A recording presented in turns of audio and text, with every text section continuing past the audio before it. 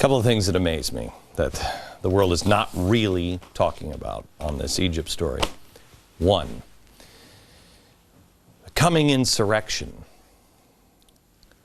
That this is a domino. And as it emboldens, and as the president said, it's just change. People are crying out for change, and it's a new generation just like you doing it. As that is encouraged, and as one falls, what falls next?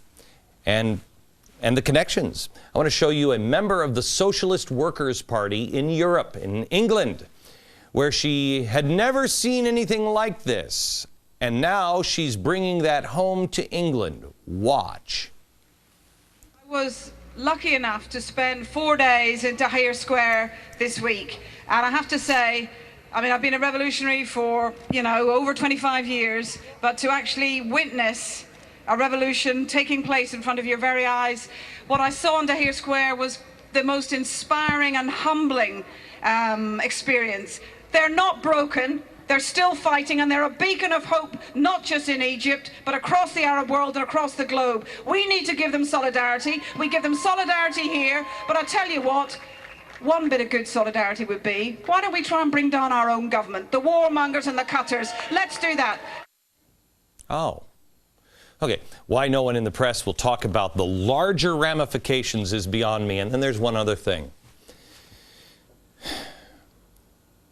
We talk to the people in Israel or talk about them, but has anybody really put themselves in the shoes of the Israelis?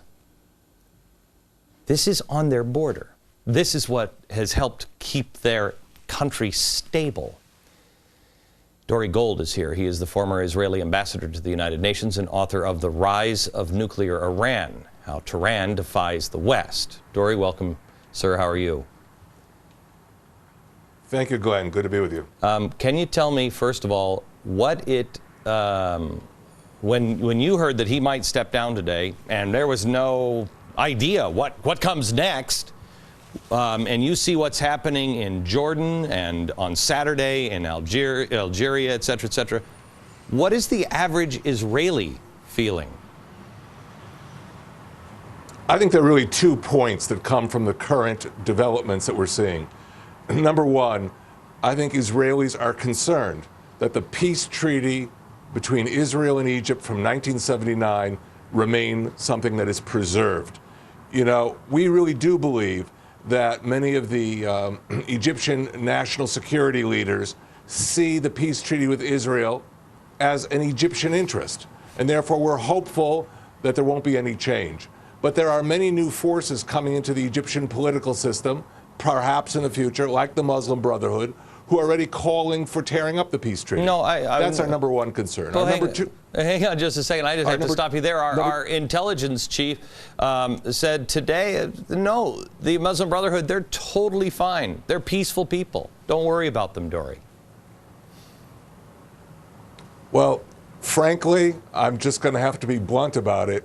He is totally wrong, and whoever prepared his prepared statement for the U.S. House of Representatives is totally wrong. How do you determine what the Muslim Brotherhood thinks? How can we intellectually ascertain that? We have to look at their public statements, and we have to look at who is coming out of the Muslim Brotherhood and what are they doing. They have something called a supreme guide. In Arabic, it's called a murshid. And their supreme guide, Mohammed Badi, said in September 2010, just recently, in a statement that he put out to his fellow Muslim brothers, that the only way to create a new generation of Muslims is through jihad. And he said, we have to love death as much as our enemies love life. When he talked about jihad, he's talking about military campaigns. He talked about opening up the borders for the mujahideen, for the jihad fighters. Now, that is not somebody who is moderate. That is somebody who is preaching a return to conflict. Second of all, who are the people that came out of the Muslim Brotherhood? There are 2 people that are important for our security and yours to remember. Abdullah Azzam from the Jordanian Muslim Brotherhood, Mohammed Qutb from the Egyptian Muslim Brotherhood, both of whom taught at King Abdulaziz University in Jeddah in the 1970s, to a young Saudi student named Osama bin Laden. Yeah, it's bin Laden's ideology and Al-Qaeda have their roots in the Muslim Brotherhood. All right. Very simply. We just, El Baradei has just tweeted that Egypt is about to explode and the army has to save the country. Is that helpful? How do you assess the situation? Well, I think President Mubarak has turned over his powers to Omar Suleiman, the vice president, and hopefully they can transition Egypt safely and securely in a way that satisfies what the Egyptian people need. But, military coups, abrupt changes in Egypt are not something that serves, I think, the interests of the Egyptians or our interests in Israel or in the rest of the world. May I just ask you this, because we only have about a minute, but I want to get to this.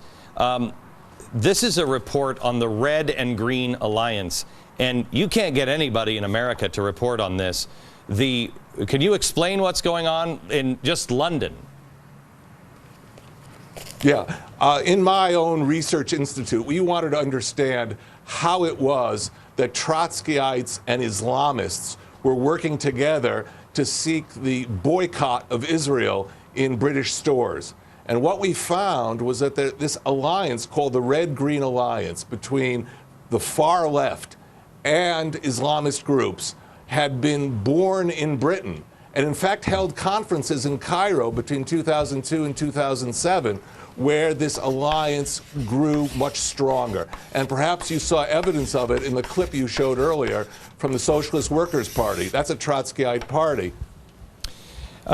Dory, I thank you very much for your coming on in the program, and know that there are millions of Americans that stand against Mubarak and stand against the things that are happening to the Egyptian people, but also stand with Israel.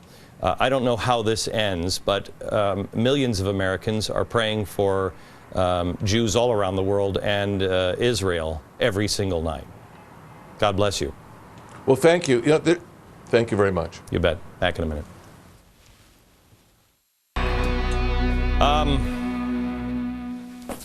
I want to spend a minute here on something that it's so clear to me what's happening in Egypt, but maybe not. What's going on in Egypt has at least a great potential of being a repeat of what happened here in Iran in 1979, the revolution. But there's more. Iran didn't change the whole thing. Egypt has a chance of being the first domino to fall. So first, I want to talk about 1979 revolution in Iran. And I wanted to talk to somebody who is actually there. This is a guy who actually went in and tried to rescue the hostages, and no one would listen to him then. Joining me now from Dallas is retired Army Lieutenant General William Boykin. General, how are you, sir? I'm well, Glenn. How are you? I am good. I think I can feel a little bit of the frustration that you must have had in 1979 when no one would listen to you and no one would listen to you. You were calling then and saying, stop, this is not what you're saying it is. Can you bring us back into 1979 and kind of walk us through any parallels that you might be seeing here? Well, yeah, as the Shah left Iran and we began to see these students rising up in what was at that time called a democratic movement, and later we recognized it as an Islamic movement.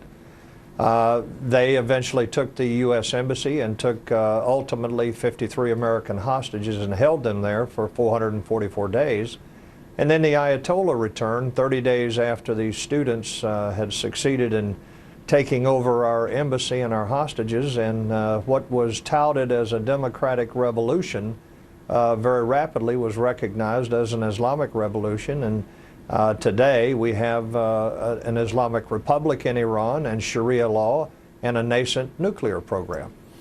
But everybody at the time said that couldn't happen. When you're watching the news now and you're seeing this, how much of the time do you spend shouting at your television, "What is wrong with you? How do you not see this?" Yeah, Glenn, you know, as Americans, as Westerners, we want to, I guess, see the best in all of this. But the reality is, and I will look at you now and say, we're going to see an Islamic Republic in Egypt, and it is going to be an Islamic Republic where Sharia law is the law of the land. And regardless of what the leadership of our country says and what our intelligence community says, the Muslim Brotherhood was created to establish global Sharia law. And that has not changed, and they tell us that. And we need to keep remembering that Anwar Sadat was killed by the Muslim Brotherhood because of his support for Israel in the Camp David Accords. All right, so then let me take it, if you'll hold on just a second.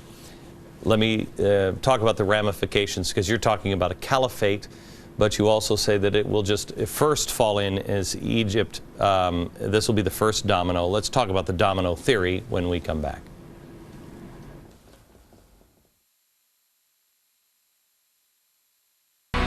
We're back with the retired Army Lieutenant General William Jerry Boykin. He's from Texas, so of course he's a straight-shooting guy. He's the author of Danger Close, and we were talking about what he believes is coming now. He said that an Islamic State he believes is coming to Egypt. I believe it as well. Maybe we're wrong. I trust the General. General, first, before I get into the cascading problem here, Egypt is a military that has special forces that were trained by our special forces. Their planes are our planes. Their tanks are our tanks. They are well trained, a huge military with all of our stuff. What does that mean in the hands of an Islamic State?